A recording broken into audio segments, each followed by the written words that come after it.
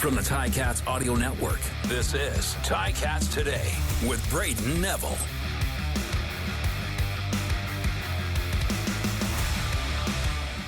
What is going on? Thank you for tuning in today.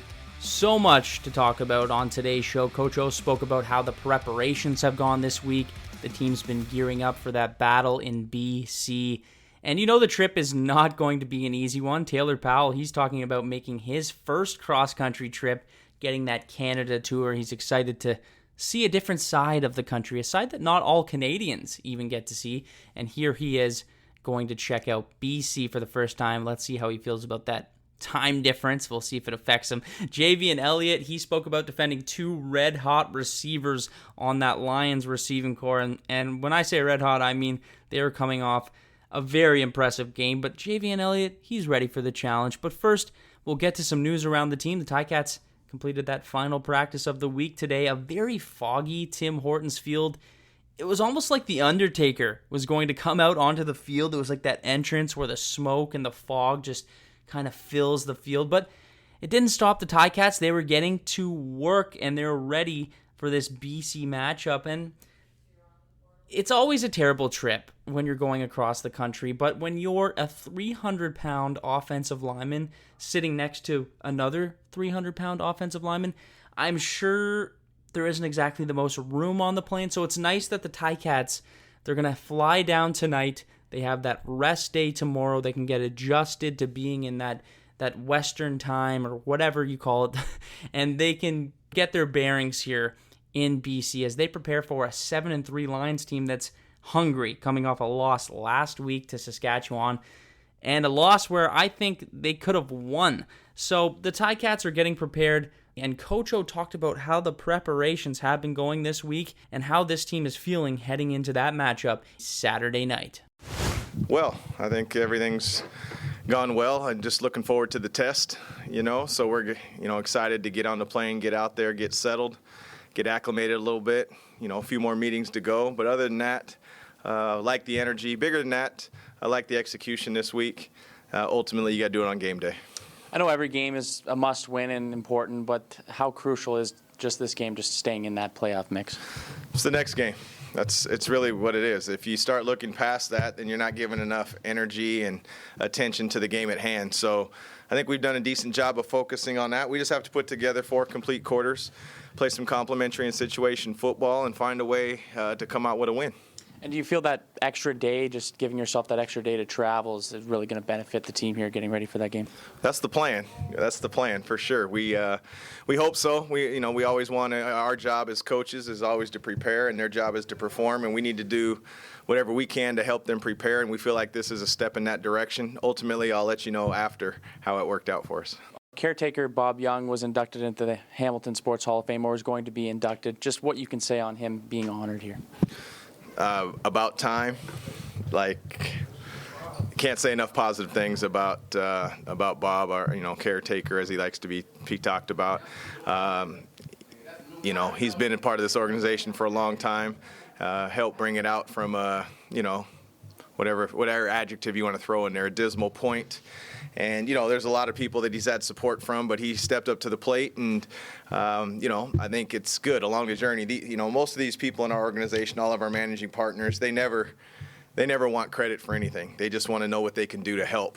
And I think it's important, though, that even though they may have that personality, that you do recognize those things along the journey. Because it also recognizes, not just them, but their families and everybody else involved. So I'm excited for Bob, and it's definitely well earned and deserved. Are you excited to get going here and get on the road and play in this game?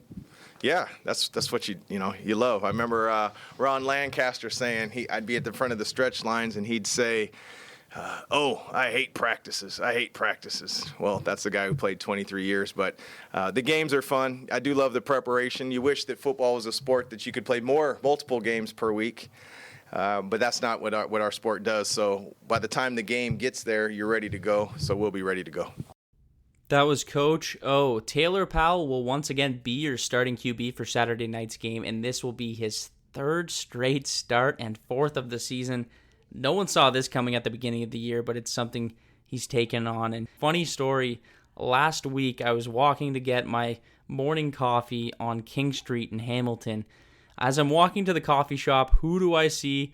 Taylor Powell and his whole family doing a little bit of exploring around Hamilton before the game. So I went up, I got to chat with his mom and his dad and Taylor, and his parents are just so sweet, such a nice family, coming all this way to come watch their son play football. And this game in BC is going to be a tough one, but it's one he's ready for. He's a calm, cool, collected guy. You never really see him lose his cool or lose that chill attitude he always seems to have, and he even has it when he talks to me during interviews with a camera in his face. So Taylor spoke about this upcoming game with BC and his excitement for getting a little bit of traveling in across Canada. Really good. Really excited. Fired up to get out there and put on a show. You've gotten another week here to work with Scott Milanovich. Just how has it been now getting adjusted to him? You have another full week to work with him. He's incredible. Every meeting I have with him, I feel like I get smarter and better as a quarterback. He pushes me really hard, which I love, and just every day I'm very blessed to have him and go to work with him. What's the message kind of been like around the team here heading into this game? What's the message been? Yeah, just the attitudes, the message around the room. I feel like, everything we want's in front of us. We just got to go take care of business and be us and execute and just take it one play at a time. What does this offense need to do in this game to be successful here? It's going to sound mundane, but we just got to be us. Go execute what's called, make the play, make your play, and that's in front of you, and just be us. And what have you heard about these long BC trips? It's your first time heading out across the country. What have you heard about it? What are you most excited for about this cross-country trip here? I've never been out there, obviously. I'm just looking forward to kind of getting out there, seeing the world a little bit.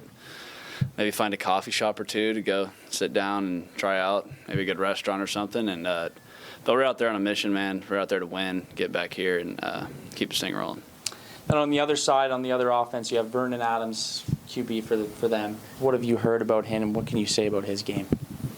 I've heard a lot of great things about him. Right, he's a heck of a player. Probably be a Hall of Famer or something one day. I'm sure they're going to have a great game plan, and he's a great player. But to be honest with you, I'm just focused on leading the offense right now. What does this team need to do as a whole to get a victory here, and how important is it to grab a win here in BC on the road? I think it's huge, but it's just the next game, man. We just got to go be us.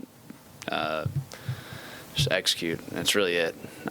Just because we're going out west doesn't change. It's still a football game, same field. We still got to go play and just be us. That was QB1 Taylor Powell. Javien, Elliott, and the rest of that Ticats secondary are ready for a battle with this BC offense that has been putting up these massive numbers through all their games so far this season. Just for example, Vernon Adams threw for 455 yards and 3 touchdown passes against Saskatchewan, and still somehow, I don't know how, lost the game. You have Alexander Hollins. He had 161 yards receiving for BC. Lucky Whitehead, he's always dominant. He's always a guy that secondaries and defenses need to look out for. He had 122. And even Keon Hatcher had 94 yards receiving. So you have 3 guys putting up that many yards. You know you're going to have a different game plan here heading into a game like this. And I'm sure the Ticats are well aware of these 3. They've planned for them all week. They've practiced for them all week long. And Javien Elliott is one of those key players on that Ticats secondary that's got to be ready for this attack. And you know what? When I talked to him today, he sounds focused and ready to go. And I spoke to him about playing this BC offense today. Is it in the back of my mind? It's definitely something we prepare for. We just got to make sure that us in the secondary, we got to stay on our guys and be ready to, cover longer if he gets out the pocket. But other than that, just keep him contained, that's really it. And then you have guys like Hollins and Whitehead last week. They pop off. They have a big game receiving yards-wise. Just what are you trying to do to contain those two and try to minimize their yardage here? We just got to go out there and play with confidence, honestly. Be confident in the group that we have, be confident in the talents and the ability that we have, and respect those guys. But at the end of the day, it's not like we're going to fear those guys because they had a good game, Hats off to them, but we got to be confident in ourselves too. What are you doing mindset-wise and body-wise to keep right when you're on these long travels? You know, you're on a plane for 4.5 hours. There's a time difference change. What are you doing to try and maintain yourself? Sleep for the most of it, and then probably watch some shows and study a little bit, watch some film, you know, just kind of have a little balance. And what has the attitude been like throughout the week? You know, following a loss, much like BC is doing the same. What has the attitude been like amongst the guys here preparing for this one? Really, we all know that we're the underdog. You know, myself personally, I know that I'm an underdog in everything that I do. So I go in with the mindset of, you know, no matter where I go, that I'm always counted out or whatever. So I'm always ready to prove what I can do and prove, you know, just have that underdog mindset to overcome, honestly, just to show the world that, you know, that we can show up. That's really it. Do you almost like having that, being the underdog? Do you almost feel that kind of motivates you a little bit more? That's been my whole life. Honestly, like every situation I've been in, I've been the underdog for the most part. And, you know, that's what I thrive off of. You know, that's what, you know, being counted out, whatever the situation may be, you know, because it's like, I don't want to say it makes a great story, but at the end of the day, that it really does, you know, it gives people motivation. That's kind of what I do. I like to give people motivation when I'm the underdog. And now heading into this game, what does this defense need to do just to shut them down and get a victory here on the road against a BC team like this? You said what does the defense need to do? Yeah, we just got to eliminate explosives. That's really it. Eliminate explosives, go out there. We got to take the ball away. That's key. Definitely got to cause some turnovers and put the ball in our offense's hands. And that's really it, man. Get off the field when we need to and just hold up. That was Javien Elliott. Throughout this week, I've been playing parts of interviews that RJ Broadhead has done with people throughout the CFL and people in the Ticats organization. But did you know that Mayor Andrea Horwath is actually a die-hard Ticats fan and grew up a season ticket holder? Well, she is, and she is super stoked for this year's Grey Cup Festival and to be the mayor of the city hosting this year's Grey Cup Festival. And she sat down with RJ Broadhead to discuss her excitement for the big game. I grew up in a Ticat fan family. Okay. You know, some people might say, you know, maybe that was your dad, but in fact it was my mom and my grandmother. They had seasons tickets for many, many years. So when my grandma couldn't go, I would come to the games with my mom. And when my mom couldn't go, I would come to the games with my grandma. But I also worked in the concessions for a little while as a kid. Well, there wasn't beer back then, just pop. That's hard to believe. So I was a kid and I was allowed to work there. Yes. But yeah, I have a long history, as most Hamiltonians do, a long history with the team and with the spirit that it brings and the excitement. Absolutely. So somebody's never come to Grey Cup, more specifically never come to Hamilton, and are thinking about it. What would you tell them?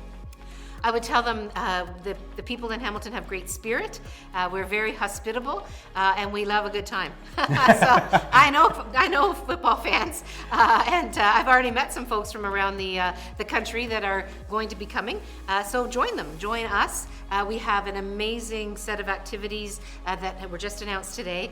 Everything from a Christmas market and Santa Claus parade, so Santa's coming. Yes. But to a fan area that's going to be amazing, and a outdoor space that's going to be full of entertainment and vendors, and many of our local community spaces are going to be, as I said, invigorated with activities.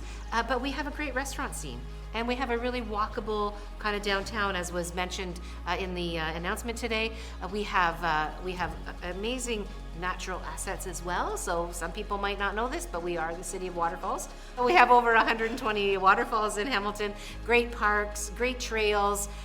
It's just a great culture and art. I mean, we are having this conversation at the art gallery. Yes. We have so many museums and smaller galleries throughout our city, our community. No matter what you're looking for, you can find it in Hamilton. People are going to have a great time here, and I certainly, as mayor, am not going to be missing out on that. That was RJ Broadhead and Mayor Andrea Horwath, and I'm sure most mayors would say they're a fan of the team that's in their city, but for her to go all the way back and talk about the season tickets and working as a vendor at Ticats games, you really feel like Andrea Horwath is excited for this Grey Cup Festival, and she's a true fan of this Ticats team. Before we go, there are still tickets available for this year's Grey Cup somehow. I don't know how, but they are still available.